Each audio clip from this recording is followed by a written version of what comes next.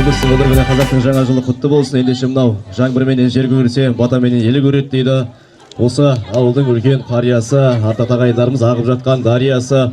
Орынтай атамыз бар ма екен? Орынтай атамыздан бір әумин деп баталы бүгінгі тамаша бір наурыз думанымызды бастайық. Орынтай атамыз қайда екен?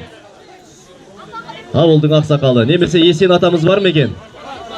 Есен атам қайда?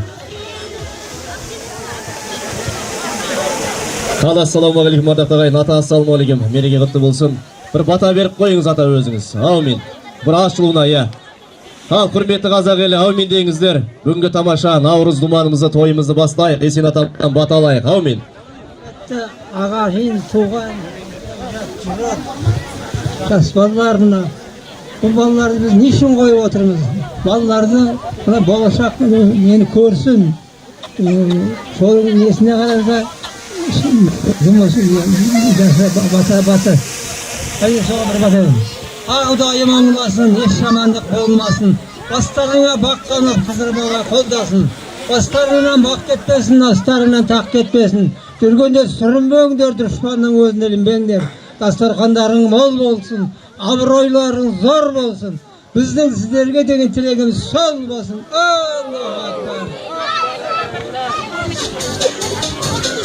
Аумин, Аллаху акбар. Ардақты ағайын, бүгінгі мінекей мерекемізді ашық деп жариялаймыз. Енді осындағы ағаларымыздың, жеңгелеріміздің, әпкелеріміздің сіздерге дайындаған тамаша бір концерттік программасы бар екен. Сол тамаша концерттік программаны қабыл алыңыздар. Ең бірінші тамаша қазақ биімен мың бұралған биші қыздарыңызды қабыл алыңыздар. Ортада тамаша биші қыздарыңыз.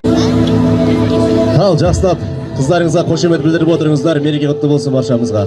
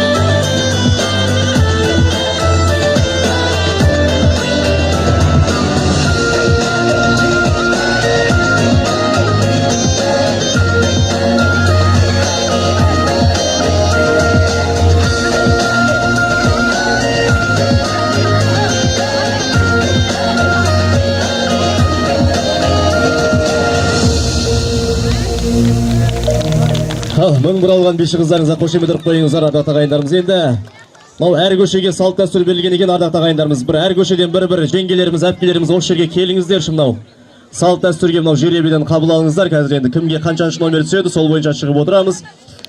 Қазағым деген әсем әнімен қабыл алыңыздар. Рамазан ұлдарыңыз ардақты ағайын.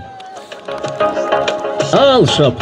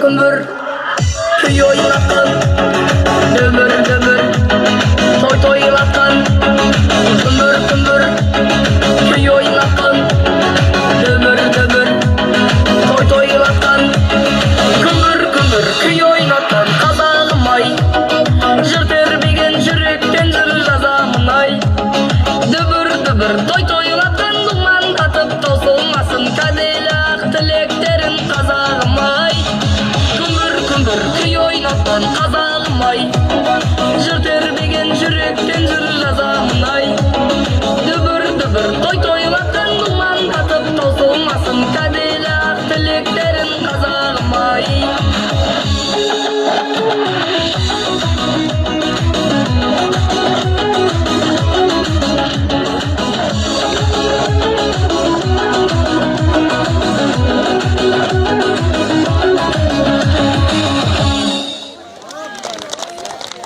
Бәрекелді, керемет.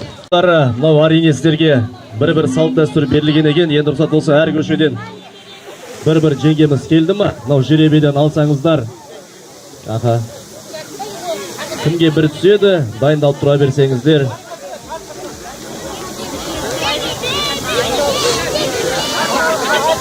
Кішкентай ғана биші қыздарымыз қайда екен, ардақты ағайындарымыз. Өнер сатылмайды, өнер бағаланады дейді. Өнерді бағалап мінекей.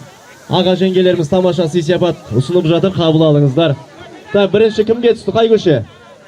Ғани Мұратбаев көшесі бірінші, Малик Асан екінші, үшінші, Ниязбеков көшесі үшінші, төртінші, Темір жол көшесі бесінші, Қарабала.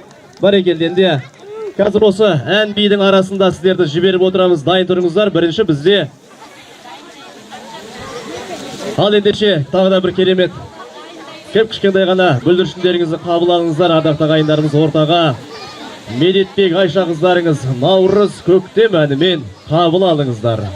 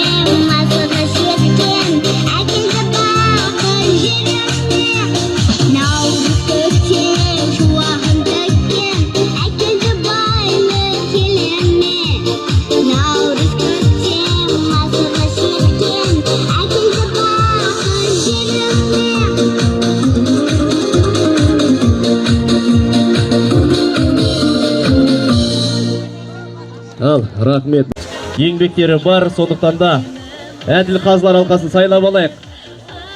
Құрметті ағалар, жеңгелер. Ауыл мектеп директор ағамыз бар ма? Ағамыз бар ма екен? Ержан ағамыз. Бар ма екен ол кісі? Ержан ағамыз.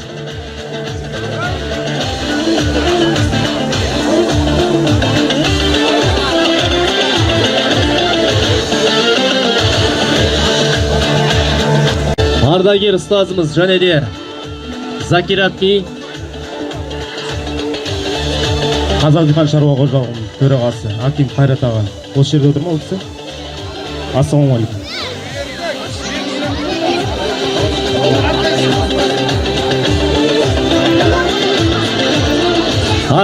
Ардагер ұстазымыз Ақмарал Акби және де Закират Ки. Ассалаумағалейкум. Және де Ержан ағамыз. 4 кісі бар ма екен? Саламатсыздар ма?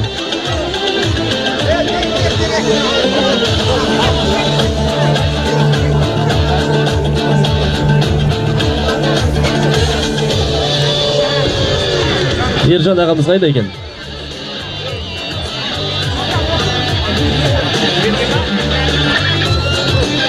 Ақмарал Акбиіміз келді ма?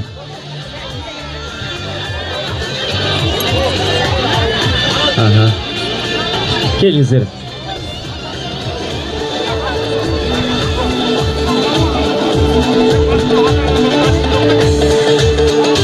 Ержан ағамыз келді ма? Қош келдіңіздер. Наурыз мерекесі баршамызға құтты болсын.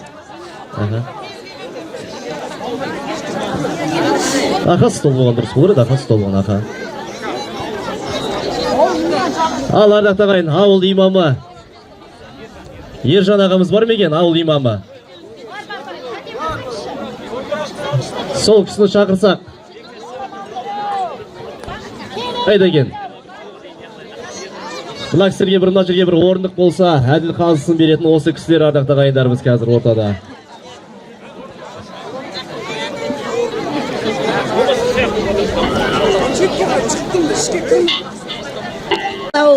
Тойға жиналып отырған енді үлкен той ғой, наурыз тойы.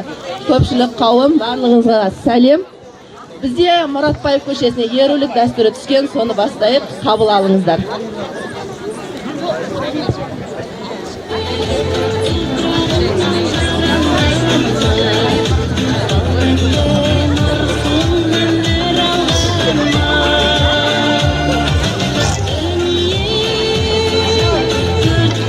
Нұрлан, шаршадық, бірақ өзіміздің жаңа қонысқа көшіп келдік, қуаныштымын.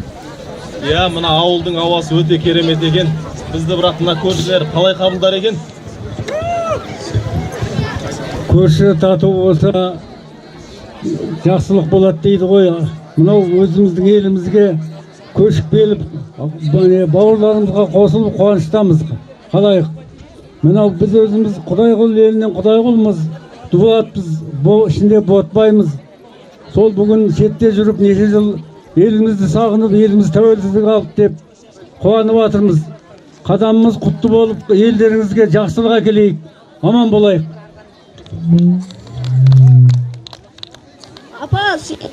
Ата, сүйінші, ауылымызға жаңа көршілер көшіп келді. Қош келіпсіздер. Деген қадамдарыңыз құтты болсын. Балам, сүйінші беретін кез бәк, балам сүйінші берейін шағын. Рахмет, ата. Ата, апа, ортамыз толып жатыр екен жаңа көршілерге. Соларды кешкі асқа шақырып қонақ қылсақ қайтеді? Дұрыс айтасың, балам. Қазақ халқы қашанда кең пейіл болған. Соның бір дәлелі мына ерулік дәстүрі. Бұл дәстүр жаңа көшіп келген көршіні арнайы шақырып, дастархан жайып, сый құрмет көрсету. Бұрынғы ата-бабамыздан келе жатқан игі үрдіс. Сол үрдісті ұстанып, жаңа көршілерді шақырып, танысып, ауылымыздың бірлігін көрсетейік. Мен онда оларды шақырып келейін да.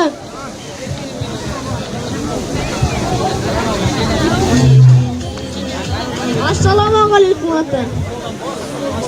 Сәлем бердік. Бізді ауылға қош келдіңіздер. Сіздерді қонаққа шақырайық деп едік. Келіңіздер, төрлетіңіздер, ортаға шығыңыздар. Жоқ, шайға әуре болмай-ақ қойыңыз. Сіздерді ерулік дастарханына шақырайық деп едік.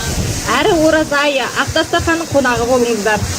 Ауылдың адамдары ақжарқын екен. Ондай болса біз тез сіңісіп кетеді екенбіз ғой.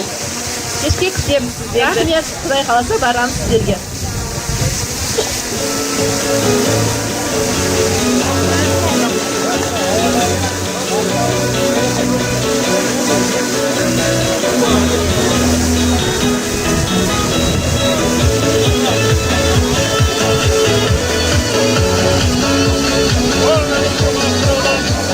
Сәлеметсіздер ме?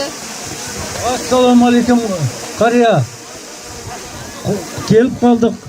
Алыс сапардан көшіп келдік отбасымызбен. Сізге сәлем берейік деп өзім келдім.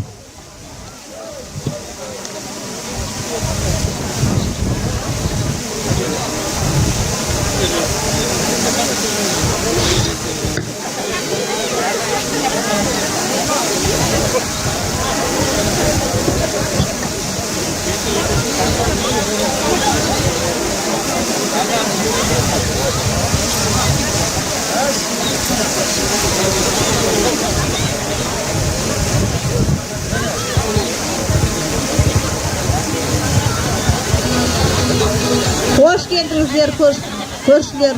Төрлетіңіздер.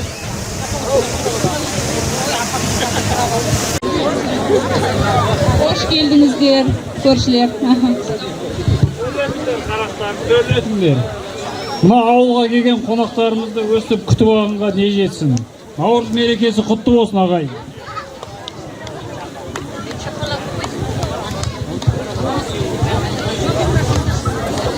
Қария, жөн сұрасып отырайық қарап отқанша. Мынау біз отбасымыздан көшіп келдік.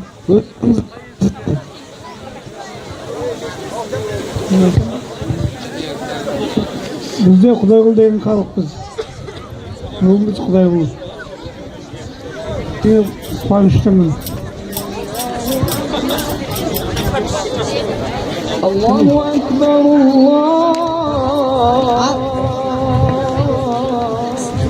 Ал енді мынау азан шақырылып жатыр екен. Азаннан кейін аузымызды ашайық. Содан кейін сіздердің сый-сипаттарыңызды көріп, балаларға рахмет айтып.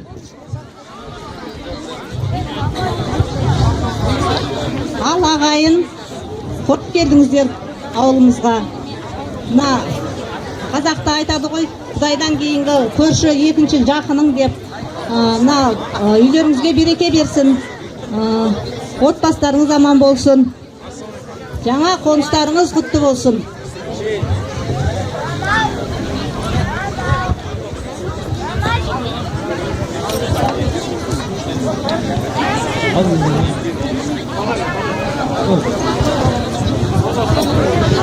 Ал Құдай дастанға береке беріп, денсаулық беріп, халқымызға тыныштық берсін.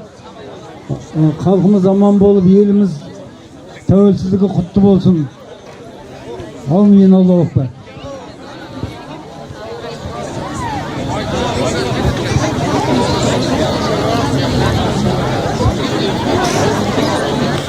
Біздің ауылда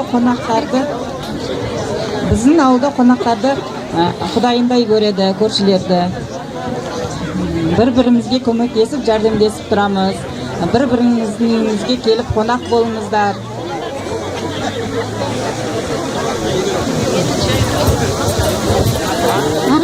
Енді қайсы? Ендіше. Көршілер осындай болса, бізде жақшымыз ғой.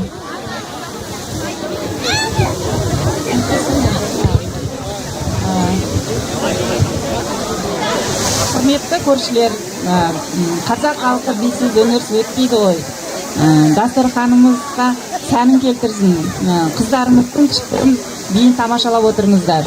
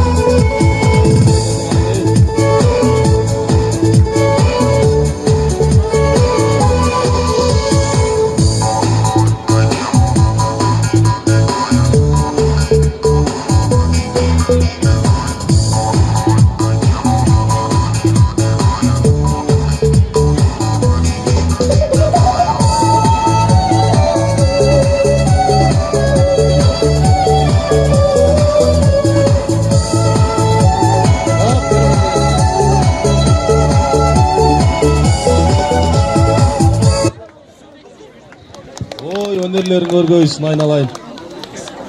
Үлкен ас та дайын болып қалды. Әкеле берейік пе?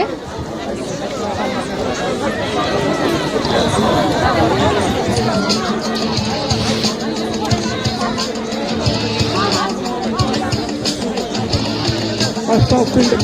Балаларым. Балам, кісілердің қолына сұрын ашса кетін.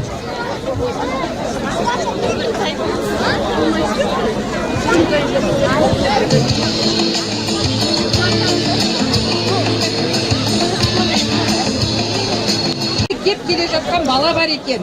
Сол балаңызды атадан қалған бауырынан табақ жүгірту дәстүрін жүргізсек қалай қарайсыздар? Әрине көше, дұрыс айтасың. Жаңадан еңбектеп келе жатқан жастарға үлгі етейік.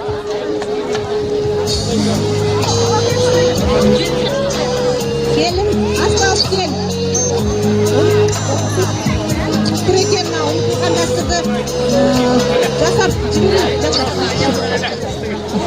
Аха, жасап жіберейік. Мынау сәт түсіп тұр екен. Ыстық табақты бауырына тиген кезде тек ұстап бауырын. Еңбектегенге аяғын тез басқанға ырымдайды дейді ғой. Келіңіздер, жасап жіберейік.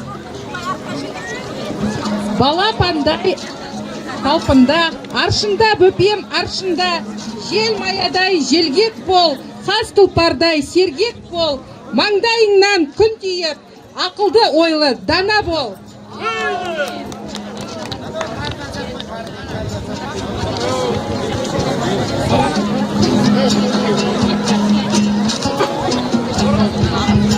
Асқа келіңіздер, асқа.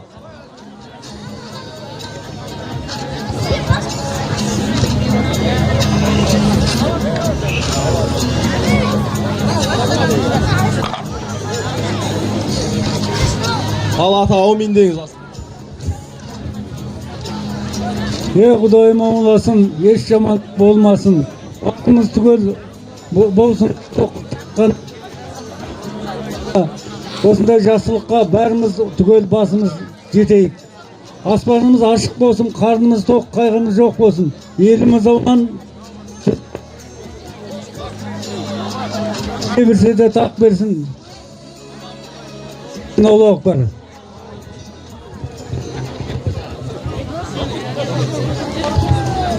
Енді міне көршілерге құр аяққа бата жүрмейді дейді.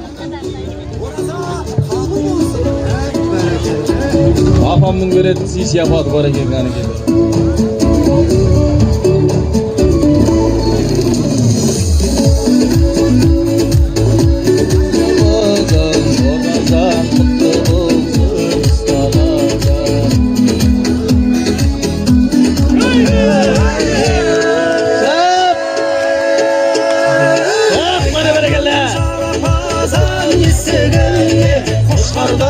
қосыл берсе қошқардай қосыл берсе бесігіне кім келеді кім кетпейді ассалаумағалейкум сәлем бердік аяу орамал бердік айтты де жарамас сөзі көрме айқанбаған шайқамада бердік ақылды көңіл жайдай мұңын қабыл болсын жұрмазай жарамазан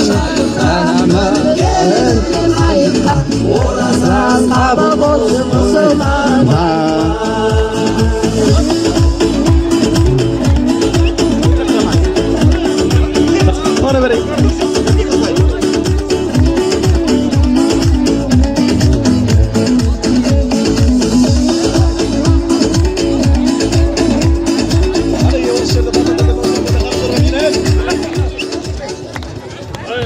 Ой, тамашалағандарыңызға рахмет көп.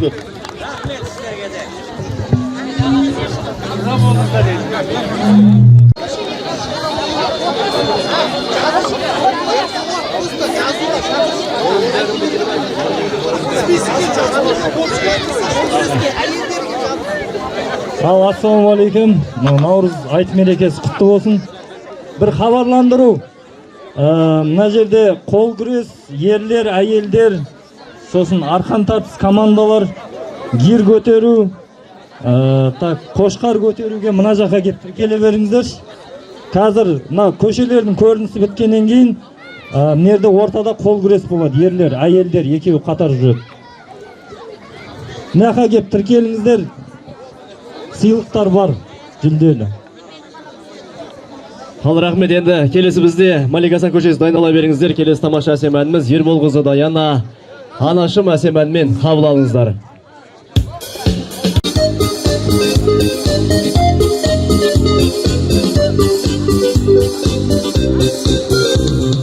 Кішкентайда менің әперіп өсірген, осы күнге мені еңбекпен жеткізген, осы күнге мені үй қосып жеткізген аяулы анашым. Аяулы анашым мақсұт берді маған, бұл өмірде жоқ қой сенен артық адам. Анам бар деп мәңгі ән айттым мақтанам.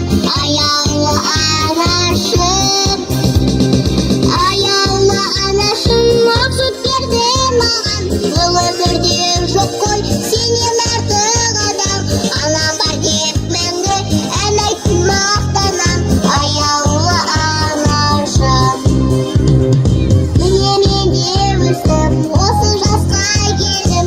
Анамның ақ сүті ақты жасқа келдім. Қызым өсті егер бір қайтара десем, аяулы анашым.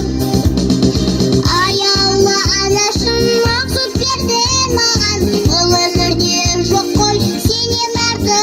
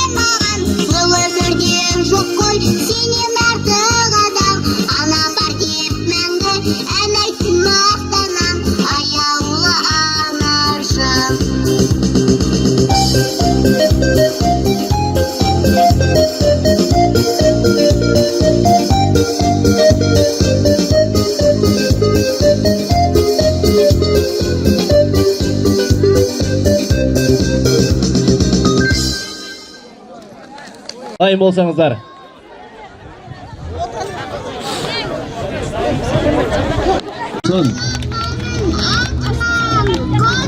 Жасай беріңіздер, Малик Асан көшесі.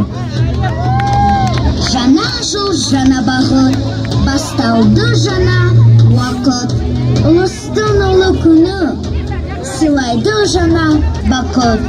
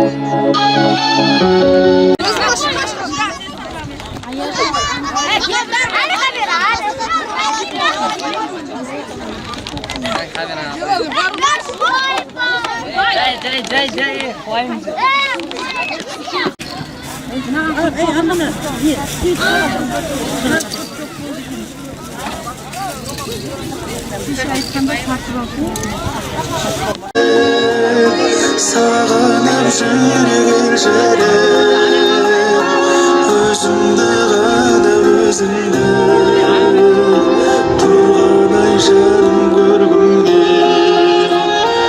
отқа да қондым талғамай, қанатым күйіп қалғандай, алыстап бара жастық шақ. Кәмбеке, мен саған бір көргеннен ғашық болдым. Отау құруға қалай қарайсың? Бір жігіт, мен әке-шешемнің рұқсатын алып, атастырмайынша рұқсатымды бере алмаймын.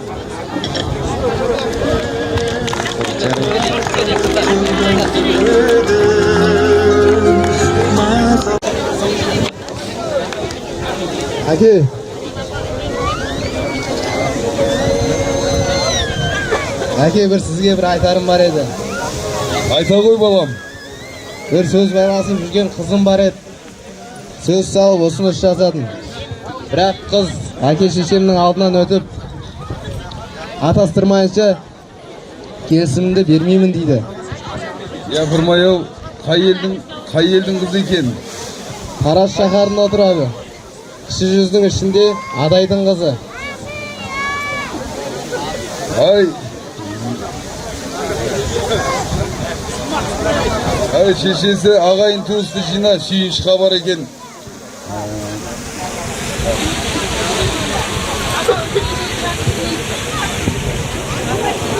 Қыздығым айттырмайды, қымызды күміспейді, айнамайын үлкен үйді шақырып.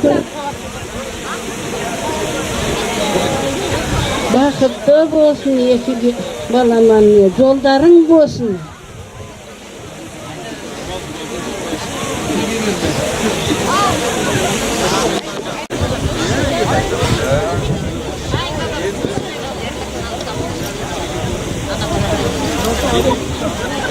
Ал апа, мына жалғыз немереңіз бір қызды айттырып, әке-шешесінің алдынан өтіп, қазақтың салт дәстүрімен алдынан өтіп деп жатқан көрінеді. Олай болмайынша жаңағы келісім бермей жатқан көрінеді. Енді не істейміз? Қымызды күміспейді. жол болсын, келіңіздер, дастархан үстейіңіздер. Құдалық онда. Қалайық, не күтеміз? Сіздер де келіңіздер, той жасайық. Неге күттіреміз құдалықты? Ал, енді қыз дайын болса, жігіт дайын болса, неге күтеміз? Тойға келіңіздер, қалайық, тойға. Олай болса, осы баламыздың жаңаға ұнатқан қызы мен қызының әке-шешесінің үйіне барайық. Тараз шаһарға барып, қыздың әке-шешесінің алдынан өтіп, қызымызды айттырып келейік. Көп ұзатып, созып қайтеміз енді бұл тойдан. Жүріңіздер онда. Салт жоралғымыз жасап, қоржығымызды алайық.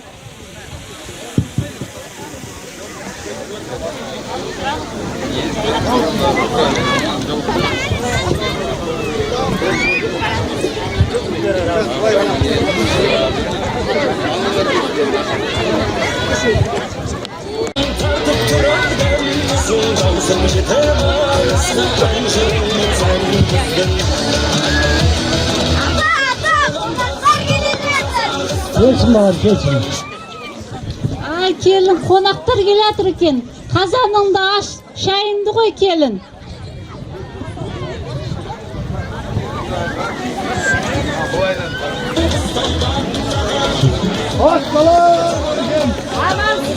Алейкум ассалам. Аманмын. Төрлетіңдер. Төрлетіңдер.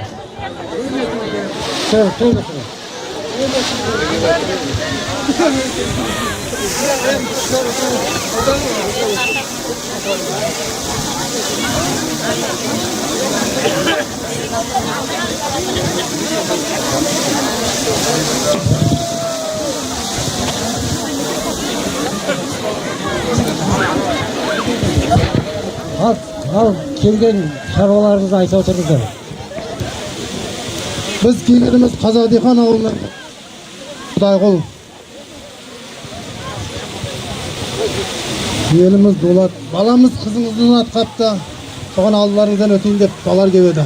Байқамая, еркелеп өсірген қызымыз бой жет қалған байқамайда қаппыз ау. Жол жат жұрттық деген осы екен ғой. Қызымыздың қаламағанын қалаймыз. Өлген әулет, неге бір үйдің жаңыз баласына бармасқа? Біз де қыз ұзатып, ұлымызды үйлендірген үлкен әулеттің біріміз. Құдай қаласа қыздарың шыламайды деп сенім білдіреміз.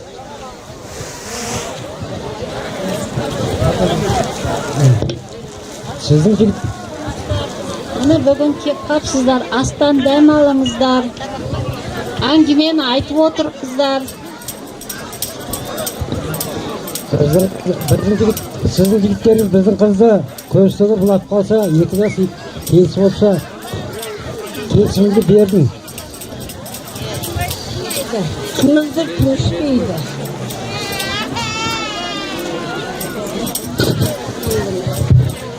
Ал онда бізде тойға қамданайық. Онда осы айдың сәуір айының аяғы жұма күні тойға қам қылайық.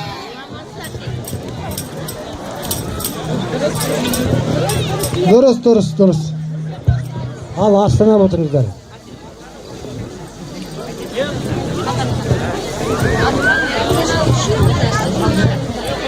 Ал астанап отырыңыздар. Раббим Алла қолдасын, жамандық болмасын. Жаз берсін, жазбай берсін, күз берсін, үзбей берсін, қыс берсін, қыспай берсін, көктем берсін, көктей берсін, екі жас жолдарын сүрлі болып өсіп өне берсін. Ал қызым, мына Арай елін ұмытып, Құлайқұл еліне барып, сол елдің жігіті емес, сол елді бақытты қылып, шаңғыран биік көтер. Аумин.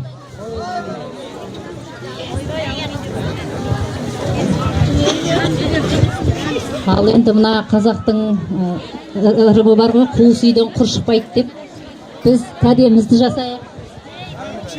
Құдаларға шапанымызды киіп.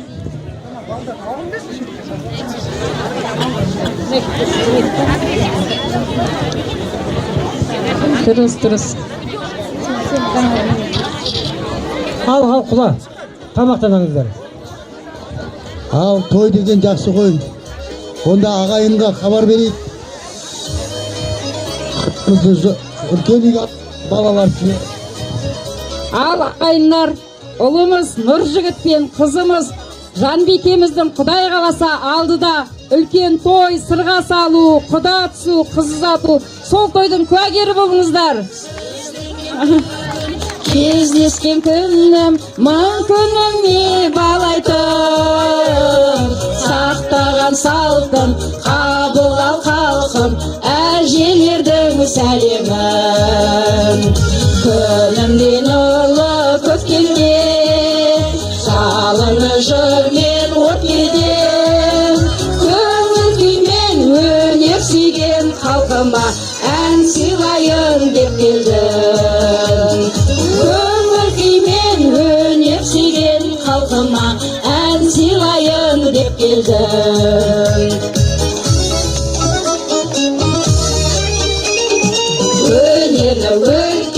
Өнерлі өркем қазағымның даласы, елін жырлайды, жерін жырлайды, ұлы дала анасы. Күнімдей нұрлы көктемде, жалынды жырмен от келіп, көңіл күймен өнер сүйген халқыма ән сыйлайын деп келдім. Көңіл күймен өнер сүйген халқыма ән сыйлайын деп келдім.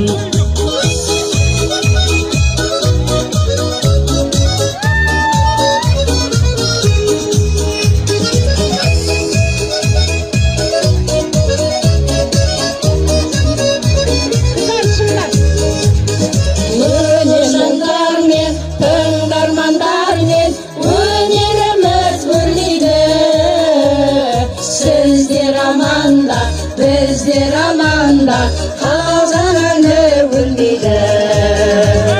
Күнімнен ұлы көктемде, жалынды жырмен от келіп, көңіл күймен өнер сүйген халқыма ән сыйлайын деп келдім.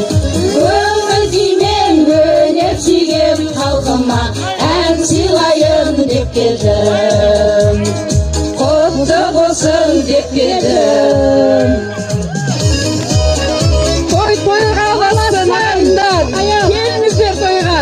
Көпке ұзатпайық, көпшілік қолға келіңіздер наурыз айында жұмада болса. Татулығы мен бірлігі жарасқан Құлбеков Малик Асан көшесі жасасын. Ой, рахмет, рахмет.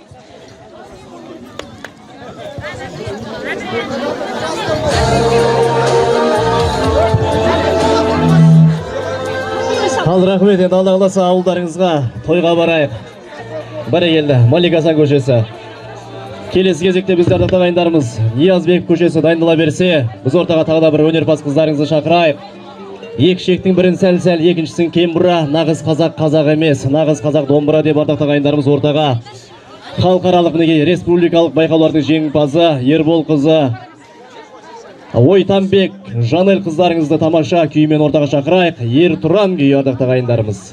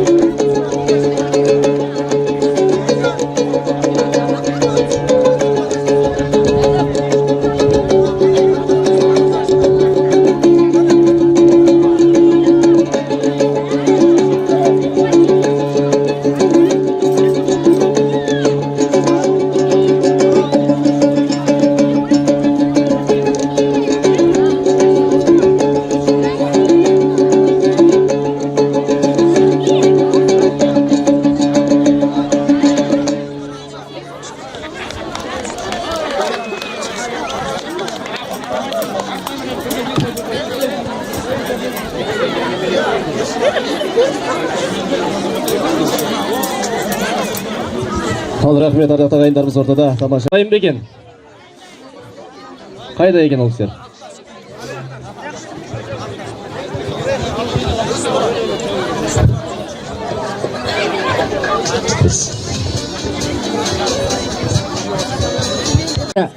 Сіздерді әз Наурыз мейрамымен құттықтаймыз.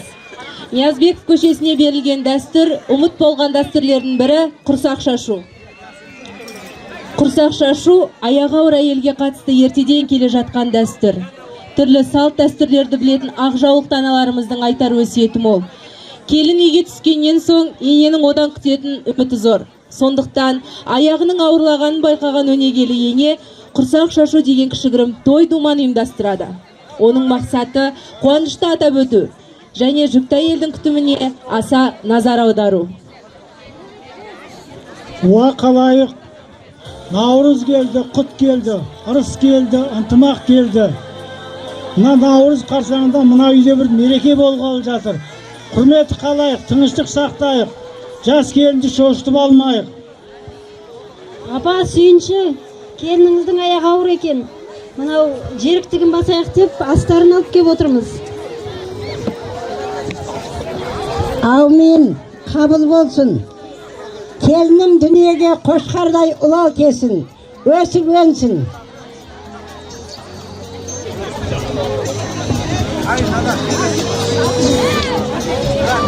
Жерігі жеңіл болсын келінім.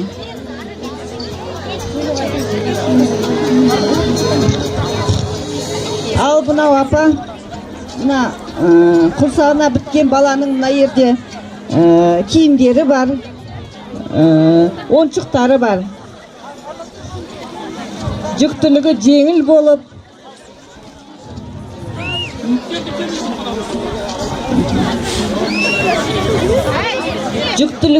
болсын. Жерік астарын жеп, жаңағындай білімді, білікті ұл тапсын.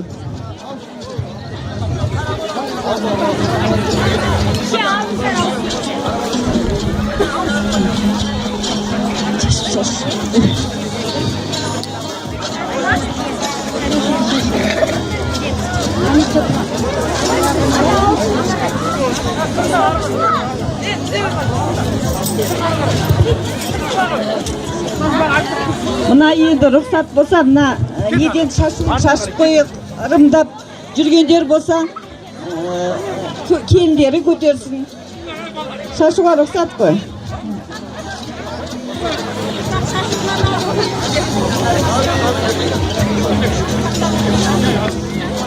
Шашудан алыс дейіңіздер.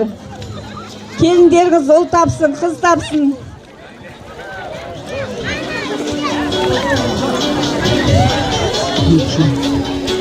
Оншықты да шашы.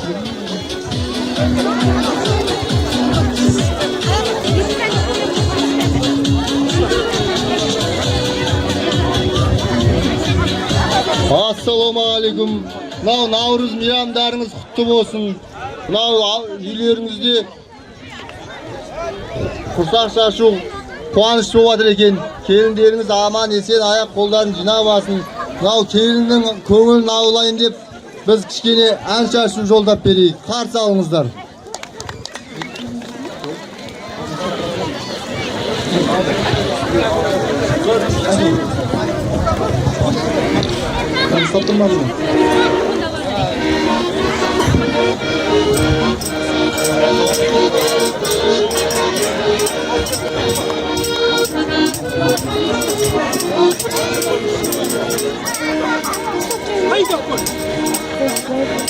Жетегінденіп салғанның қалаға жедел жетіппіз, артынан жүріп ауылдың ауылдан шығып кетіппіз.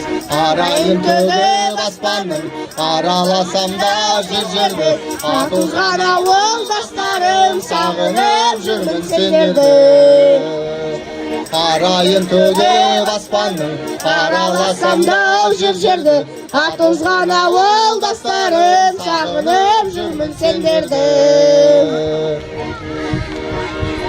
Қонатын көлдің бетіне түнгі аспанымдау сағындым, түнейтін соның шетіне құрдастарым дау сағындым. Жусаны жұпар ауылмен көшенің шаңын сағындым. Ағайын туыс бауырмен шешемнің шайын сағындым. Жусаны жұпар ауылмен көшенің шаңын сағындым. Ағайын туыс бауырмен шешемнің шайын сағындым. Анымның биін тапқандай дауысын көлдің сағындым. Шын берген ақын айтқандай дауысын көлдің сағындым. Ауылдан көшсең көш керуен, қалада өрлеп өспейді. Ауылдан адам көшкенмен адамнан ауыл көшпейді. Ауылдан көшсең көш керуен, қалада өрлеп өспейді. Ауылдан адам көшкенмен адамнан ауыл көшпейді.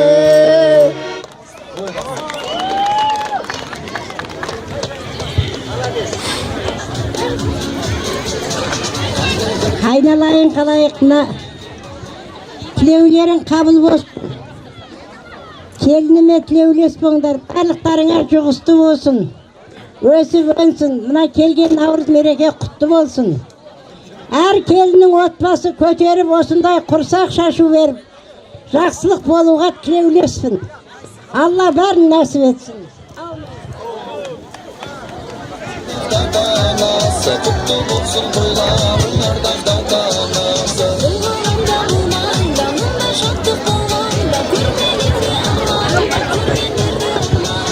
Назар қойып тыңдағандарыңызға көп рахмет.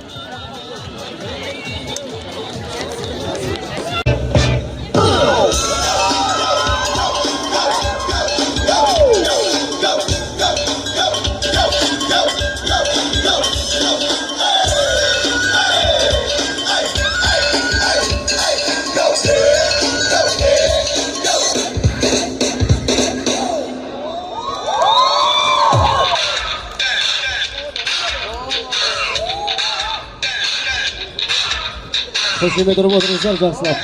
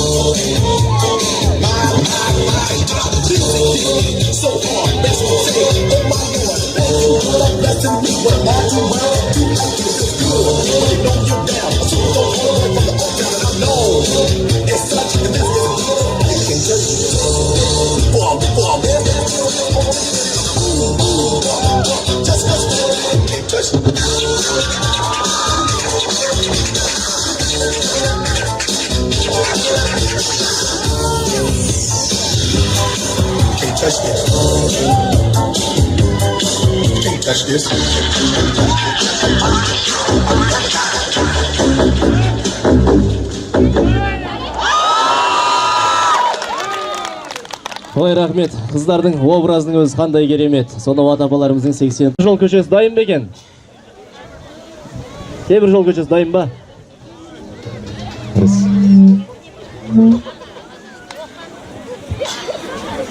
Көшелеріңіз құтты болсын. Темір жол және Қарабала көшелеріне берілген салт дәстүрдің бірі өңір салу дәстүрі. Өңір салу, отау көрікте отқа шақырумен бірге болып жүретін кәденің бірі. Мұнда ылғи бәйбішелер келеді. Ниеттері келінге шашу шашып, құттықтау сөздерін айту болады. Шашудың сыртында өңір әкеледі. Өңір, киім, бұйым деп ең құрығында терме бау, немесе жас төсекті басқалар баспасын деп бүркіт тұяғы, үкі, сымақ, ожау, қазан, бақыр, қасық, саба, арқанжып әкеліп, отауды көрікте өз қолдарымен тағады. Бұлардың бәрі отау үйге қажетті, өңін ашатын нәрселер. Келін түскен үй, өңір сала келген әйелдерді отау иесі асты үстіне түсіп күтіп алады. Бәрін дән риза етіп қайтаруы керек. Келіннің қоржындағы аспаппен бірге келген бұлардан дәм алады.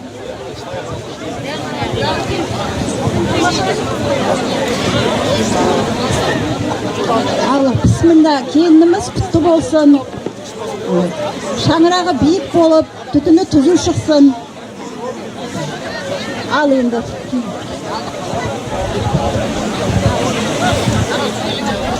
Ата баба дәстүрімен құры келген жоқпыз. Ал келіндер, келін құтты болсын.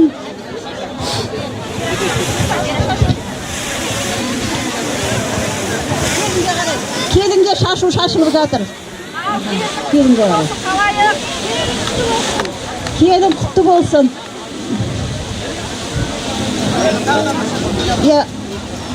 Апалар, келіңіздер, келінге әкеге мына өңіріміз бар біздің.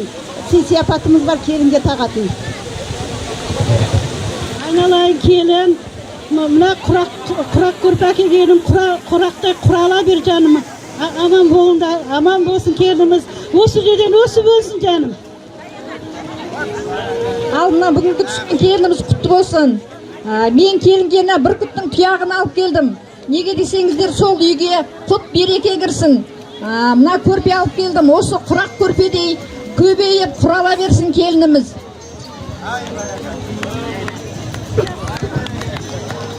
Ал құрметті қауым, бүгінгі мынау келініміз құтты болып, бәріңіздің ақ баталарыңыз тиіп, мен де құр қол киген жоқпын. Келініме шүперек, адам көркі шүперек демекші, келініме матадай сыйлық алып келдім. Саламатсыздар ма көпшілік қауым, мен Ақбала келініме үкі әкелдім. Үкі дегеніміз тек қана келінге отбасына қуаныш, жақсылық сыйласын. Құрметті қауым, мынау қазан қайнаған үйде құт берекесі. Келініме қазан.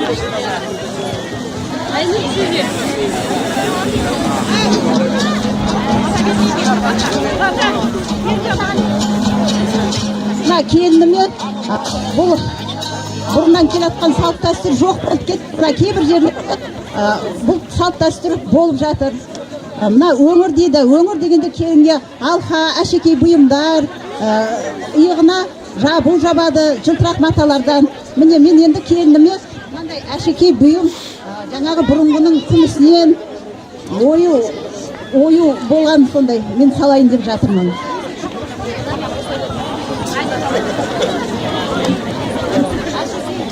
Әшекей бұйым алқа, қолына білезік, жүзік, үстіне әшекей.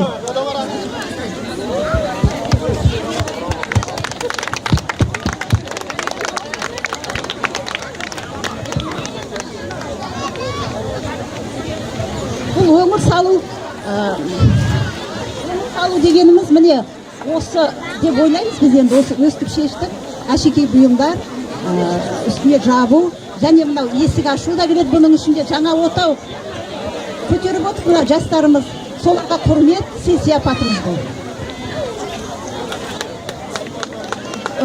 Атамыз келсін батаға.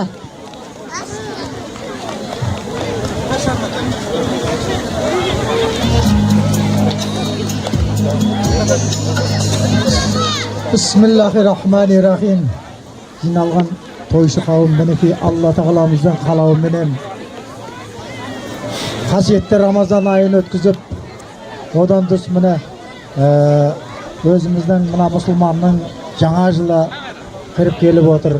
Мінекей осы ауылымыздың біздерге мына айт деген мейрамы келіп отыр. Айт дегеннің мағынасы бізді мінекей мейрамдау, көрісу, ұшырасу, сыйлықтар дейді. Мінекей бізге бүгін мінекей ақсақалды аталарымызға, ақжаулықты аналарымызға, осы ауылдың тұрғындарына мына 87 жылғы түлектер менен 88 жылғы түлектер бүгін ниеттеріне сондай тамаша ниеттері мінекей қалыс екен көпшіліктің осындай ойынан шығып, біздерге осындай бір сыйлық жасап, біздің мына қазақ дихан деген ауылымыздың атына сай біздің қазақтың әдет ғұрпына лайықты түрде бізге сый көрсетіп жатыр. Сыйлықтарыңа, сыйларыңа Алла сіздерді сыйласын.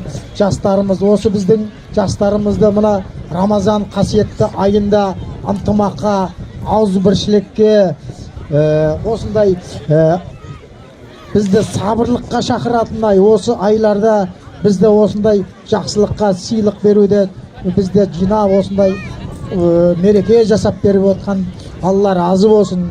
Мінекей біздің бүгінгі көшемізге лайықты түрде өңір салу деген бір тақырыпта қазақтың бір салт дәстүрінің бірі. Алла тағаламыз бізді осылай қойшының аяғынан, келіннің аяғынан, қойшының таяғынан демекші, осы елге судай сіңіп тастай бат деген қазақтың мінекей бізге ұлағатты сөздеріне байланысты осы түсіп жатқан келіндеріміз осы түскен әулетінің жақсы бір келіні болуды Аллахым нәсіп етсін. Амин. Аллаху әкбар. Бәрекелді. Мың жаса, көп жаса. Ал енді келіңіздер, отырыңыздар. Мына дәмнен алайық. Келіннің атынан келген жасауына қоржыннан сыйлық бұйымдарын алыңыздар. Отырыңыздар. Қоржынды беріңдер.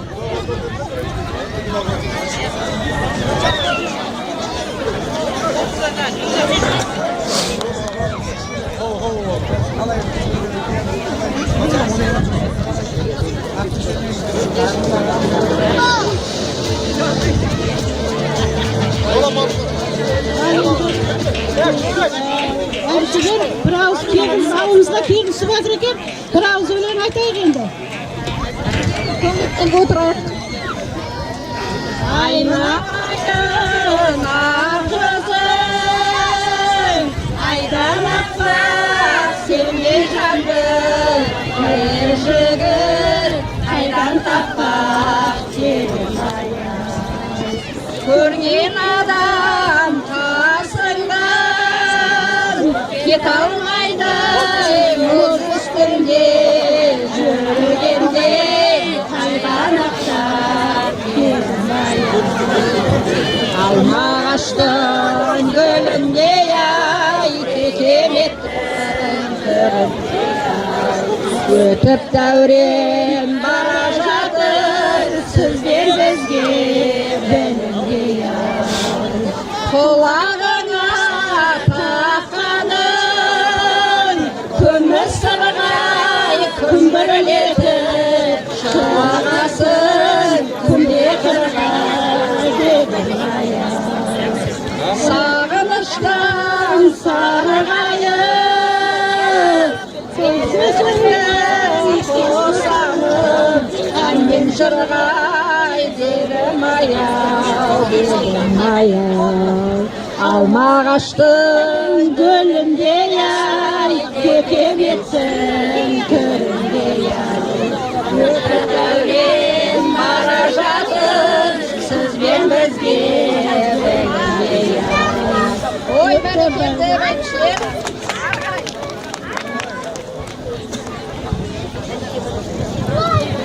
Ал мына ауылымызға түскен келініміз құтты болсын. Келіннің аяғынан деп тек қана береке, молшылық болсын.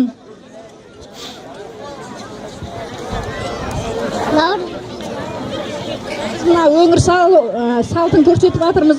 Бұл мына қазақ халқының бұрыннан келе жатқан дәстүр екен. Ол мына өңір салу деген қыз бой жеткенде, келін түскенде жасалатын дәстүр екен. Соған мына келініміз түскеннен кейін сол дәстүрді жасап барлық жерде сақталған. Сақталғанда енді оны жақсы білетін отбасылар қыздары кетіп келін түсіргенде осы дәстүрді көрсеткен көпшілікке. Соны қабыл алыңыздар, енді азды көпті. Мерде енді кішкентай балапандарымыз бар, келіннің қасында отырған, соның өнерін тамашалаңыздар. Наурыз басы ырыстың, ұлы күні ұлыстың, жер баусанып көңіл жүріп, ашылады тыныстың. Мейіріммен астасқан, ізгілікпен достасқан, ән салып күй тартып, наурызда ел басы қосқан.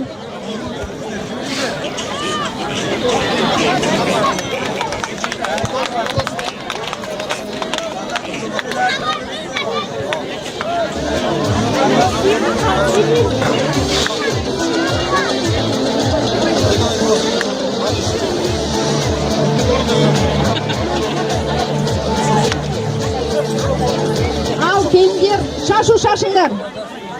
Келіндерді шашу алыңдар, шашу.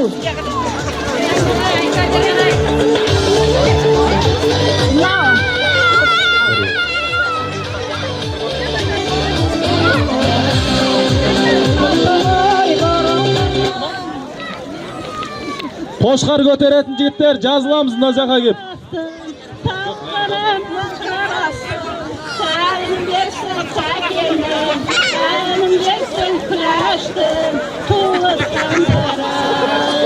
Toplu olsun toyların, tatlı olsun oyların. Barşanızga bakıptı, barşanızga şattıktı, pöstün edega.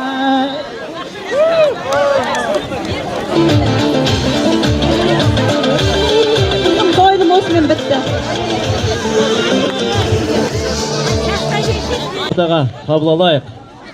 Және де бізде ең соңғы көше Қарабала көшесі дайын тұрсаңыздар.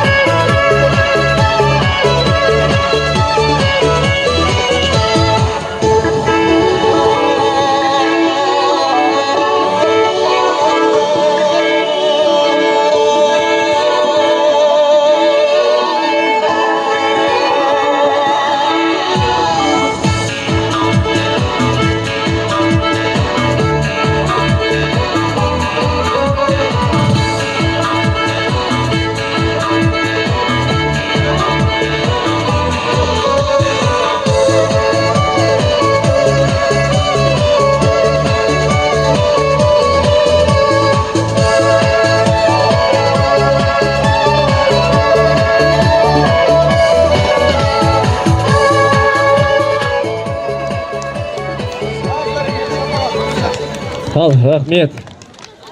Енді ортаға тағы да бір әнші қыздарыңызды шақырайық. Ардақты ағайындарымыз. Жасұлан қызы Альмира қыздарыңызды қабыл алыңыздар. Гүлмін деген әсем әнімен.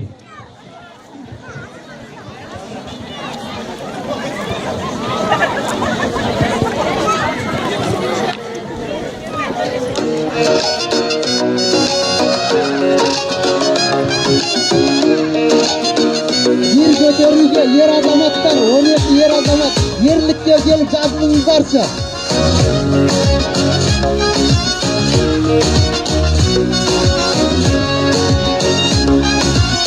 Жүрегімнің ақтығы, көңілімнің шаттығы, тербетеді тәтті мұң ән. Өнерімнің төрінде, көңілімнің көгінде, мән береді бәрінде ән.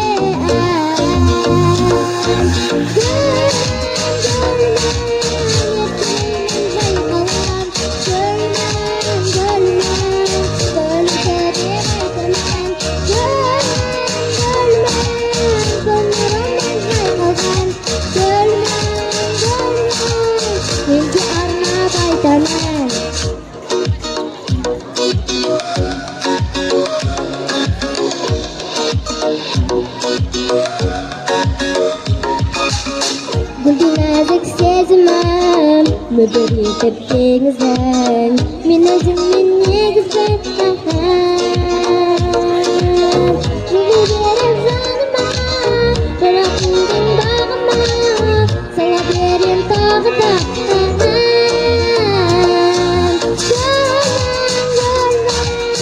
Erkeleymen haykalam Gölmen Gölümsere baytaman Gölmen Gönlümden haykalam Gölmen Yergi arna baytaman Gölmen Erkeleymen haykalam Gölümsere baytaman Gönlümden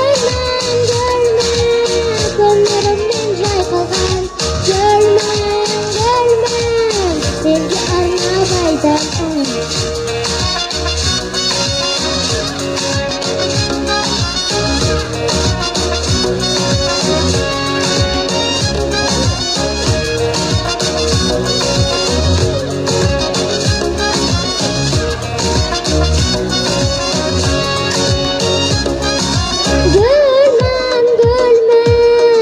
Gönlümden haykalam Gölmen Erkeleymen aytaman Gölmen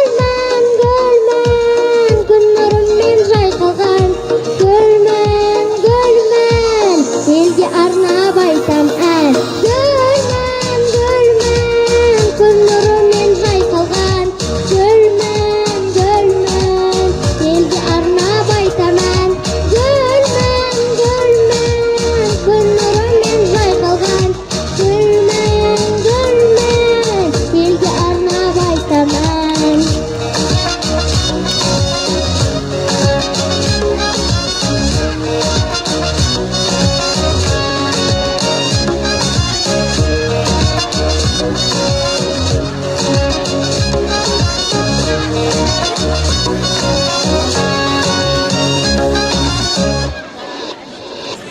Sağ рахмет ортада Альмира қыздарыңыз. Біз ортаға Қара бала көшесін шақырайық.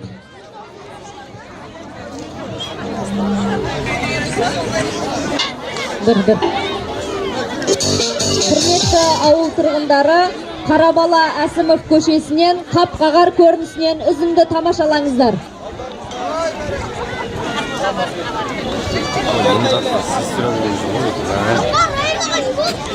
Диқан бөлімшесінің тұрғындары, бүгінгі мерекелеріңіз құтты болсын. Біздің Қарабала көшесінің Қапқағарын қабыл алыңыздар.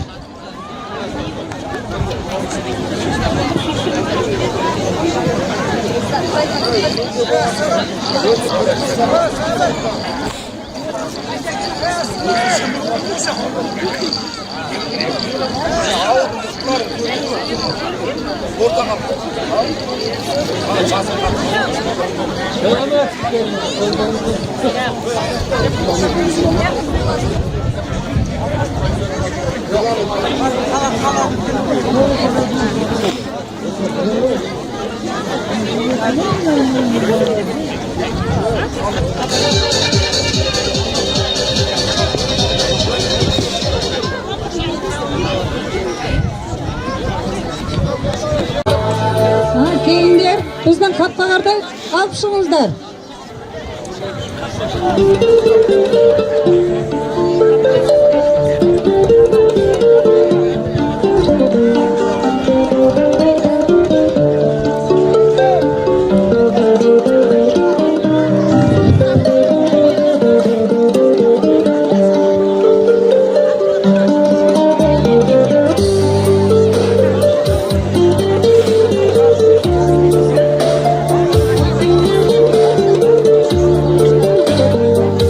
Құрметті Қазадиқан ауылының тұрғындары, біз осы Совет өкіметі құрылғанда бұл түрі бір туғанбыз айналайындар. Еншіміз бөлінбеген. Сол еншіміздің бөлінген арқасында ауыз бірлік болып, сенің балаң, менің балам демей, жастарымызға осындай өте жақсы өнеге беріп, мына жылдан жылға балаларымыз бір-бірінен мына эстафетаны алып, наурыз жасап атқан мына тәрбиелеп өсірген балаларымызға мың рахмет. Оны туғызған әке шешелеріне мың рахмет.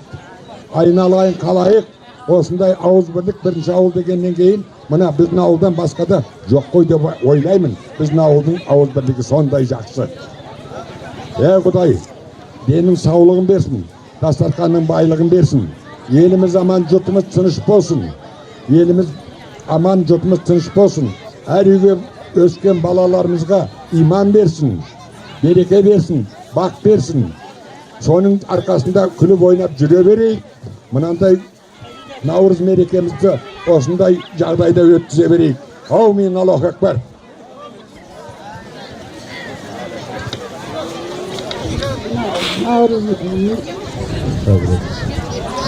Наурыз мейрамымыз құтты болсын. Ұзағынан сүйіндірсін. Мына біздің қап-қағар қыстан қалған соғымызды алып қойыңыздар Қарабала көшесінен. Дендеріңіз сау болсын, аман болсын. Құдай халыққа тыныштық берсін. Халыққа тыныштық берсін. Қайғысыз осындай ойнап күліп жүре берейік жандарым. Өмір жастарының жылдан жылға аман есен жетіңіз.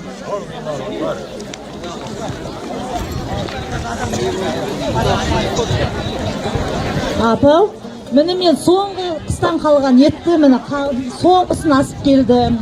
Қап-қағарымыз бос біздің.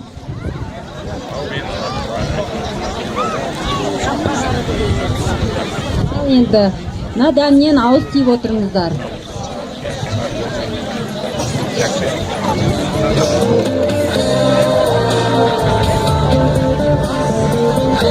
Ал енді мына біз қап-қағарымызды мына немереміздің әніменен қарсы алайық.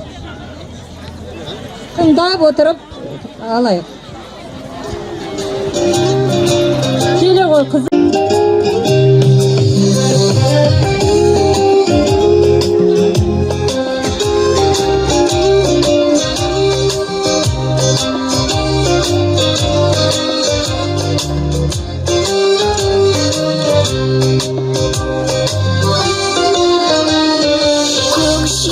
Күн сәулесін таратқанда, бақыт бар көрінбейтін әрақ таңда.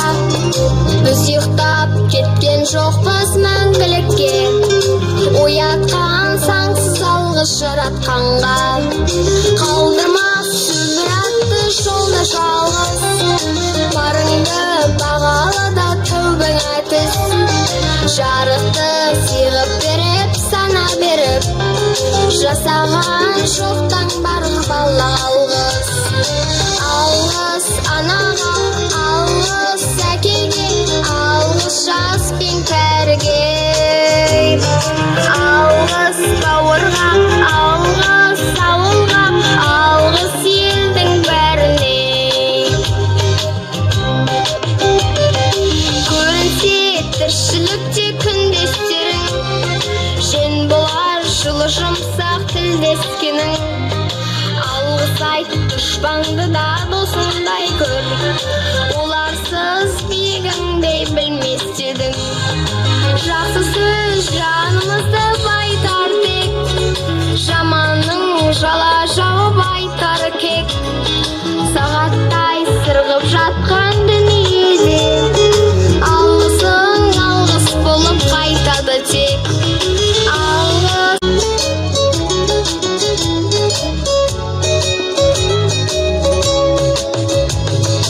Алғыс анаға, алғыс әкеге, алғыс жас пен кәріге. Алғыс бауырға, алғыс ауылға, алғыс елдің бәріне. Алғыс анаға, алғыс әкеге, алғыс жас пен кәріге. Алғыс бауырға, алғыс ауылға, алғыс елдің бәріне.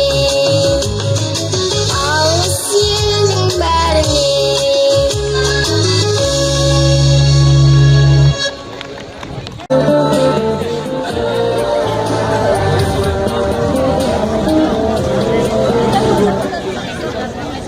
Енді мына біздің қыстық қап-қағарымыз қалған соғым айынан. дәмін жақсылап ауыз тиіңіздер. Бағасын беріңіздер жақсылап. Сүрлеңіздер қыстық қап-қаба. Тал болсын.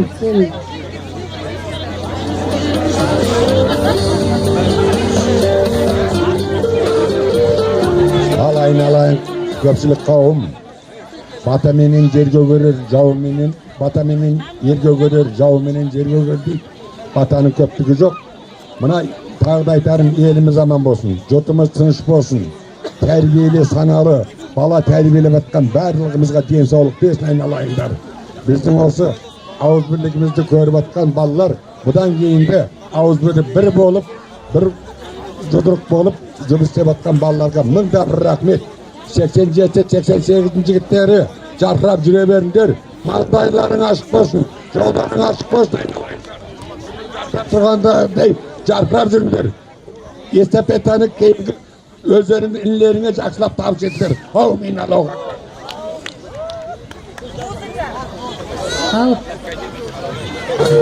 Мына Наурыз мейрамымыз құтты болсын. Төрт көзіміз түгел келе жылға бас қосуға Алла нәсіп етсін. Тойдың артынан той болсын деп, бүлдіршініміздің тұсауын кесейік деп жатырық.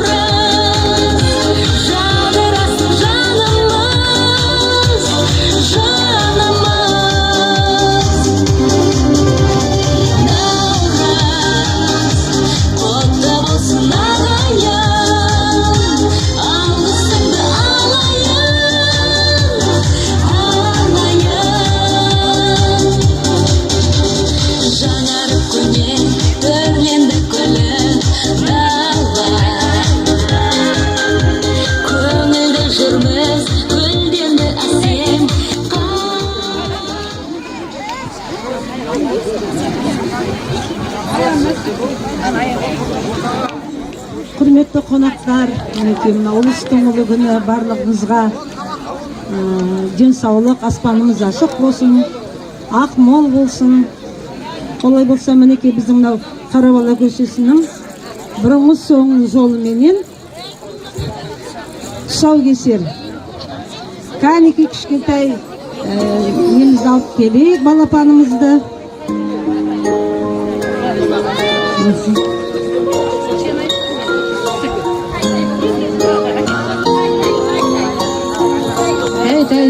Тәй балам, қадамың болсын.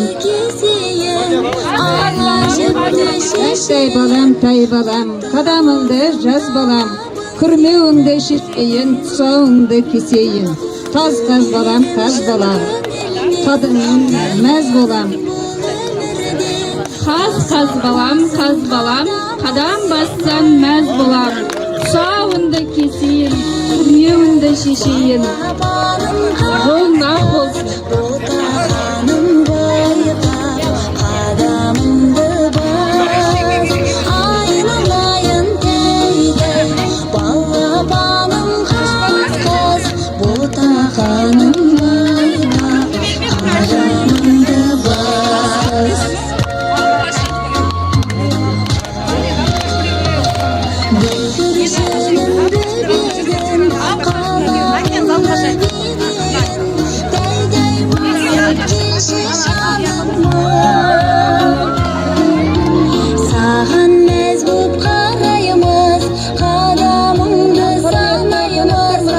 Қарабала көшесінің көрінісін көрдіңіздер. Рахмет сіздерге. Тойларыңыз тойға ұласа берсін.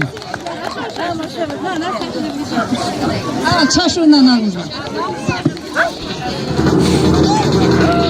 Құрметті қонақтарымыз.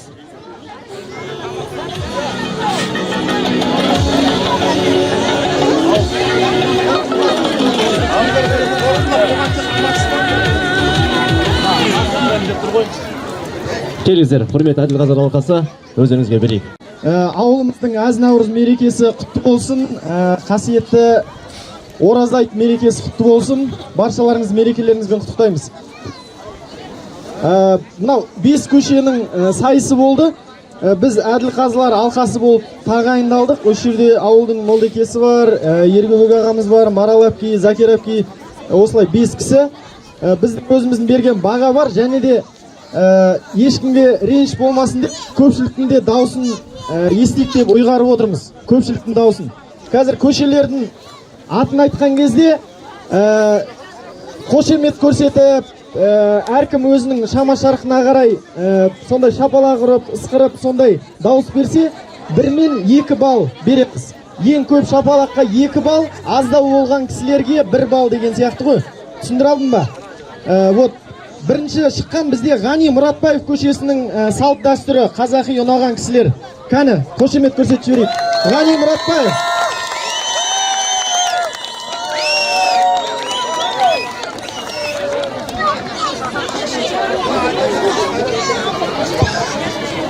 Малик Асан көшесіне қошемет.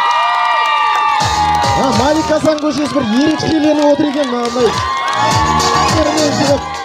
Татулығы мен бірлігі жасасқан дейді. Қалай болды екен бұл? Жарасқан емес па, Құлбеков Малик Асан көшесі дейді. Керемет баннермен кепті, әдемі. Қошемет.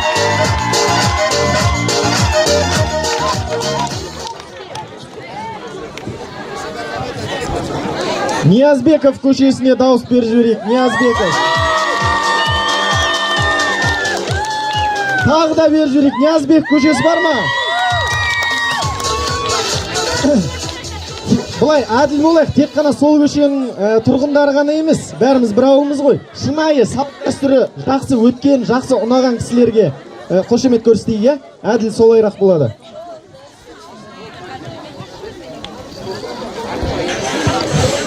Темір жол көшесі дейді. Темір жол. Салт дәстүрлеріне дауыс беріп жіберейік.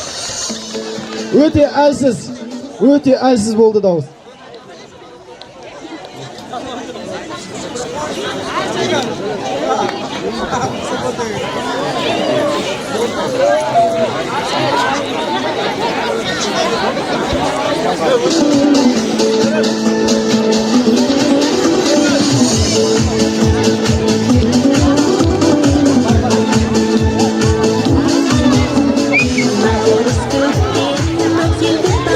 Хорошо. 5-ші көше бізде Қарабала көшесіне дауыс беріп жіберейік.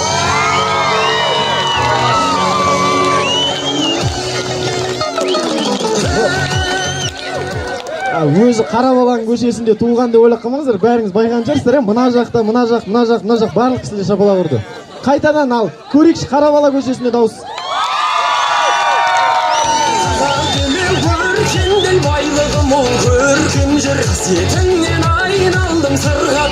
Енді бізде бір 2 минут уақыт болса, әділ қазылар алқасымен қорытындылап жіберейік, бір 2 минут. Одан кейін қорытындыны шығарамыз қазір.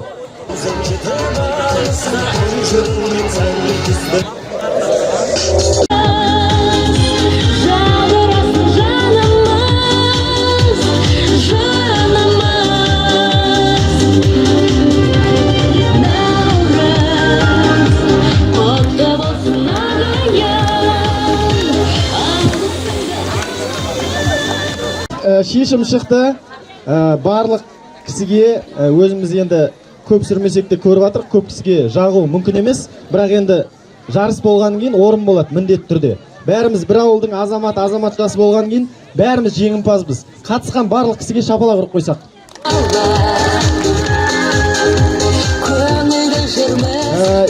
2 орын қанағаттанарлық деген сондай баға береміз. Сол кісілерден бастаймыз. Ол 2 кісіні бөліп жармайық, 2 көшені. Ол кісілер Ниязбеков көшесі мен Қарабала көшесі. Осы кісілерден шықса, өз жүлдесін алуға ортаға шықса, мынандай капитан команды бір кісіден шықса жеткілікті. Сол көшені ұйымдастырған кісі ғой, яғни. Қарабала көшесі мен Ниязбеков көшесінен бір кісі шықса, сый сияпатын алып кетуге.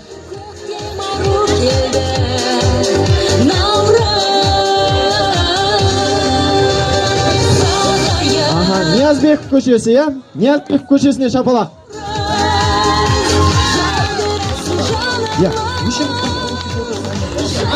Сіздер кетпей қоя тұрасыздар ма? Осы жерде тұра жатқаныңыздар, иә? Қарабала көшесіне қошемет жасап қойық. Енді міне ең мықты кетең орын нағыз мына жерде еті болсын, мынақта қымыз болсын, бірін-бірінен асты енді. Халыққа шашуын шашып жатыр, салт дәстүрімізді жаңғыртып жатыр. Ең мықты командаларға орын берейік. 3-ші орынды иеленген бізде Теміржол көшесі. Шықсын бір капитан команды сол көшені ұйымдастырып, атсалысқан кісі ортаға шықсын. 3-ші орын Теміржол көшесіне қошемет.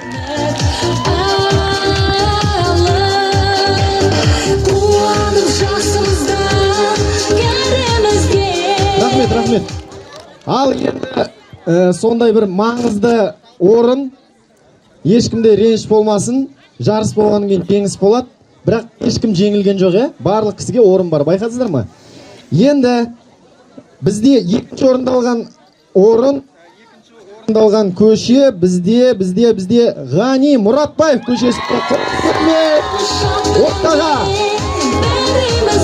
бір кісі капитан команды, үлкен кісі мұны.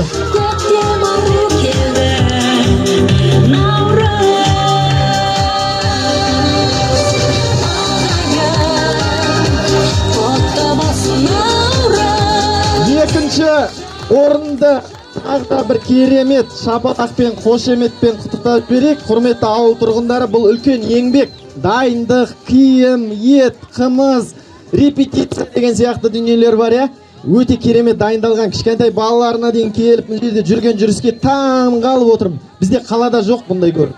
Бәрі бізде андай қазақ үйге кіргізбейді ғой, бізде қаладаш, астына жақташ.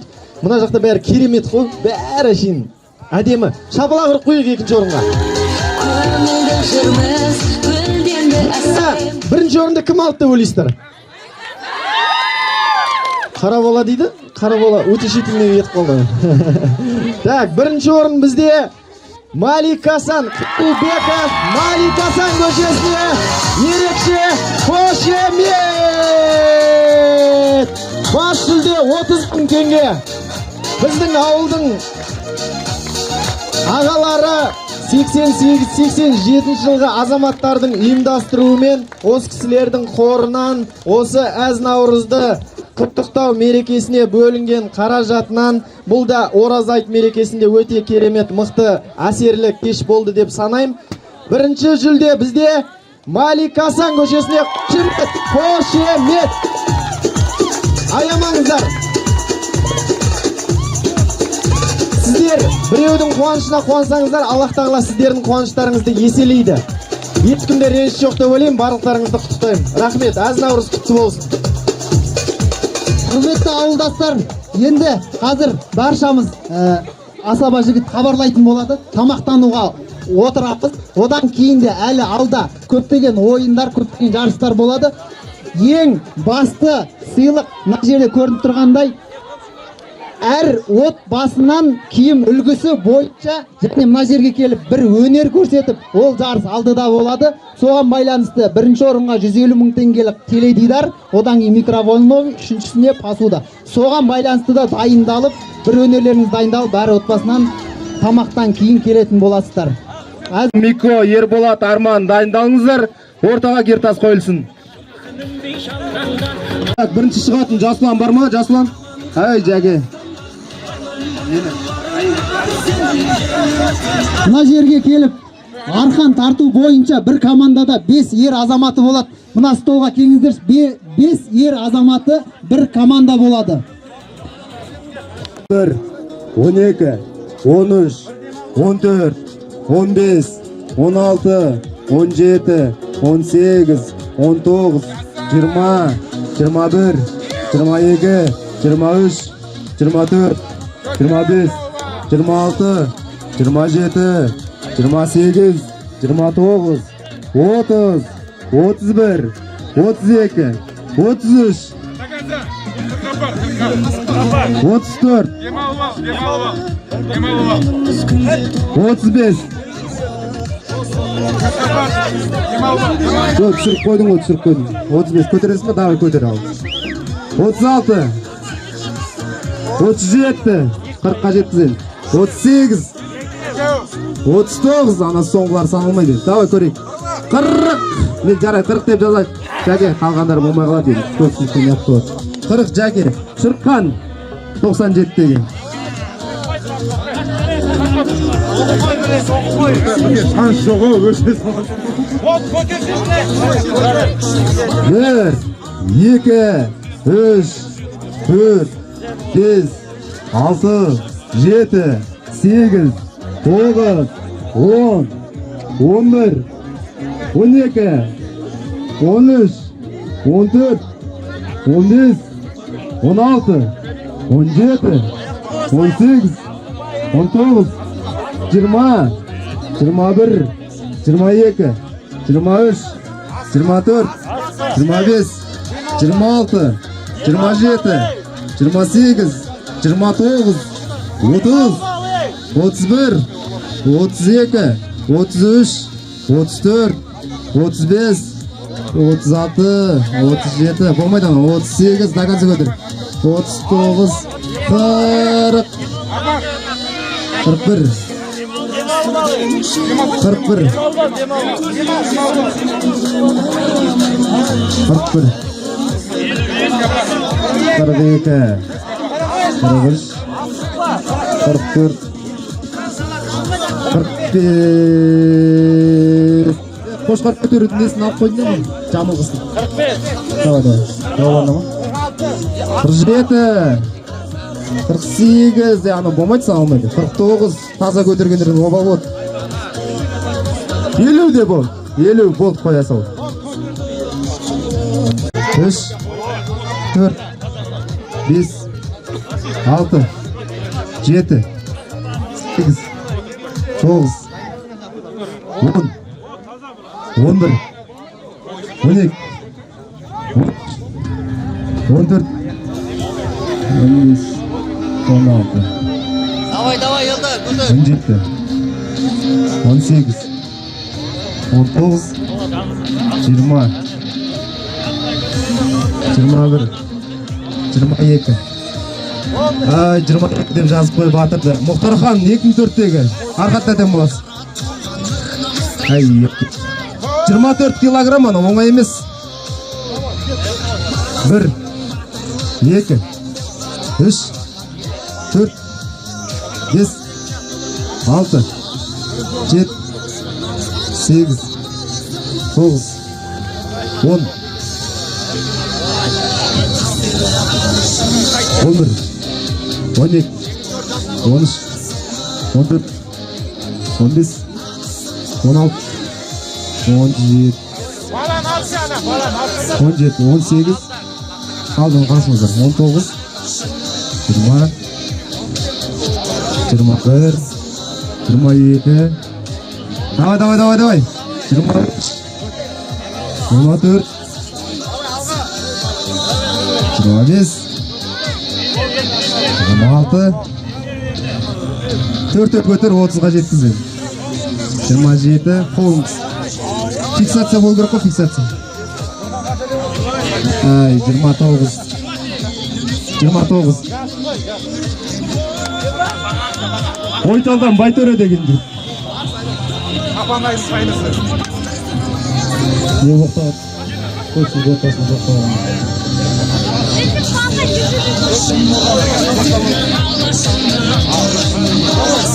1, 2, 3, 4, 5, 6, 7, 8, 9, 10, 11, 12, 13, 14, су тұрған 15, 16, 17, 18, 19, 20, 21, 22, 22 болып тұр қазір.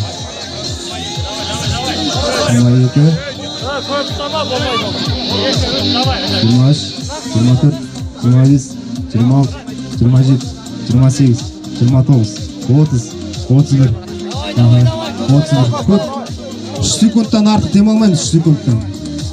Қанша болды? 35, 36, 37, 38, 38, 39, 40 па 40 41 2 3 40 жоқ 40 бір дем ол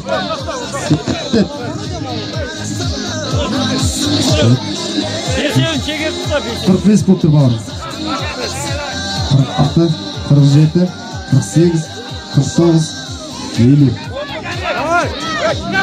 51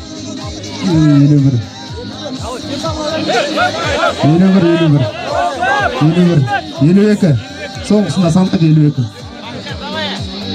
келесісін айтшы адам Бақтияр мырза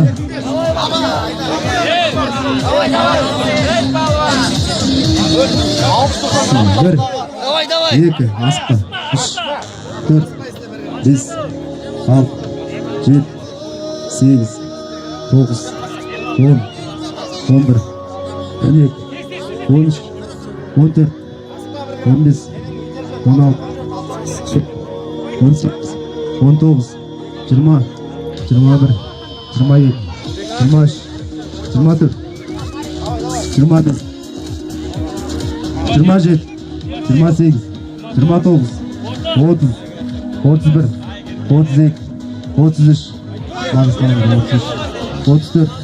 35 36 37 39 40 41 кейін қарсы болады бұлай демалса ішке қарай 53 54 Давай, көтер. 55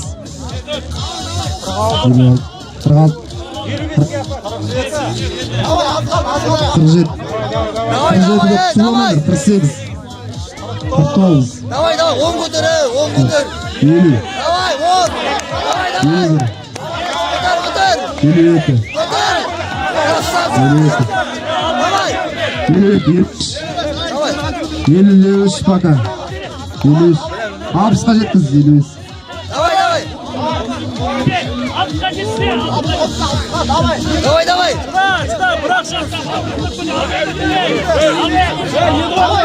50 55 56 Давай, 4 көтер, 4. 56 таста болды 57 Давай, 4. 60'қа жеткіземіз 58 Давай, красавчик. 59 болды Давай.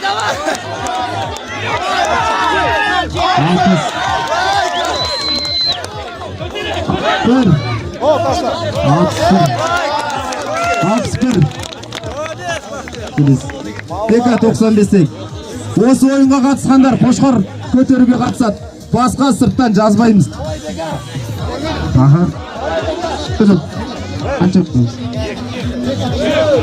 төртеу бесеу алты 9 10 11 12 13 майда балалар 14 15 16 17 18 19 20 21 22 23 24 25 26 27 28 29 30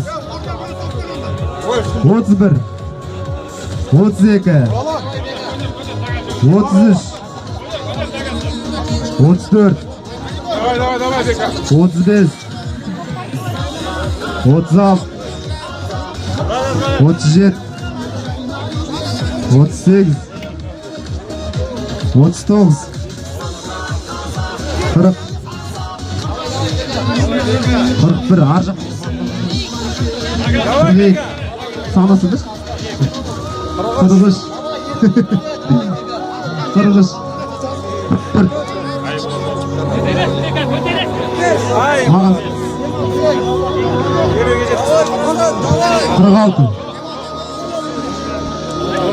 46 келесі көтмейтін